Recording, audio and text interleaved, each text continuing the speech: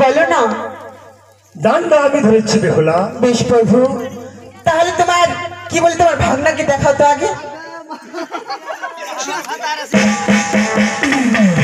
ওকে দেখাও, আই দেখতো ডানটা ও ধরেছে কি আমি ধরেছি। দেখ দেখ দেখ, এসে দেখো। এই ঢাল ভাইয়া বলে সুরজাপুরি বল, সুরজাপুরি বল। ওকে প্রভু, ওকে প্রভু শুনে বেহুলা। বলো না।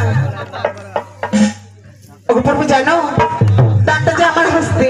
তোমার হাতে এসেছে না, তবে আমি হার মানবো না বেহুলা। তুমি জানো আমি জানো আমি রাজপুত্র, রাজপুত্র হয়ে তোর স্ত্রীর কাছে হার না, অসম্ভব। বেহুলা শুনো, আর দুটি রান বেঁচে আছে, তাহলে খেলবে বেহুলা। ओ एक बार खेले बाबा खेले खेले